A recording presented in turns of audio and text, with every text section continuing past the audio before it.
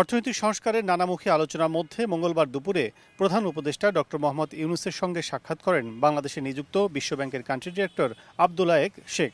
যমুনায় এ বৈঠকে ঋণ সহায়তা বাড়ানোর প্রতিশ্রুতি দেন সংস্থাটির প্রতিনিধি।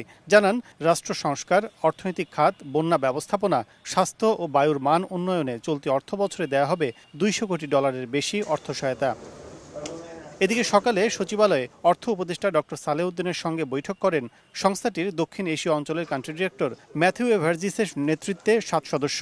বৈঠক শেষে উপদেষ্টা জানান, আর্থিক খাতের সংস্কার, বাজেট সহায়তা ও তারল্য সংকট কাটাতে ঋণ সহায়তা দেবে বিশ্বব্যাংক। তবে শর্ত ও ঋণের পরিমাণ এখনও চূড়ান্ত হয়নি বলে জানান তিনি। আমাদের রিফর্মগুলোর জন্য সহায়তা দরকার, আমাদের একটা বাজেট সাপোর্ট দরকার ইমিডিয়েটলি, আমাদের লিকুইডিটি সাপোর্টের ব্যাপারে কথা বলেছি, ওগুলো ওরা দিতে সম্মত হয়েছে। আমি আরো ফার্দার কথা বলবো। ইতিবাচক, ওরা আসছে ওপেন মাইন্ড এবং আরো ডিসকাশন হবে। এই বছরে একটা বাজেট সহায়তা আমরা আবার আগামী এক্সপেক্ট করছি। এদিকে বিকেলে সচিবালয়ে অর্থ উপদেষ্টার সঙ্গে বৈঠক করেন ইসলামিক ডেভেলপমেন্ট ব্যাংক আইডিবির প্রতিনিধি দল। বৈঠকে বাংলাদেশের জ্বালানি, অবকাঠামো উন্নয়ন ও জলবায়ু বিরূপ প্রভাব মোকাবিলায় বাংলাদেশকে 2026 সালের মধ্যে $4 থেকে $500 কোটি ঋণ সহযোগিতার প্রতিশ্রুতি দেয় সংস্থাটি।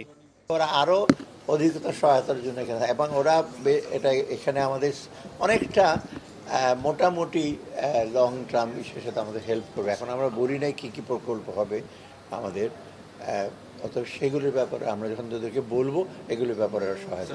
উপদেষ্টা জানান, সাইক্লোন সেন্টার, টুইন টাওয়ারের মতো বড় ভবন নির্মাণ, বন্যায় ক্ষতিগ্রস্ত অবকাঠামো ও প্রান্তিক যোগাযোগ ব্যবস্থার উন্নয়ন সহ বিভিন্ন খাতে বিনিয়োগের আগ্রহ দেখিয়েছে আইডিবি।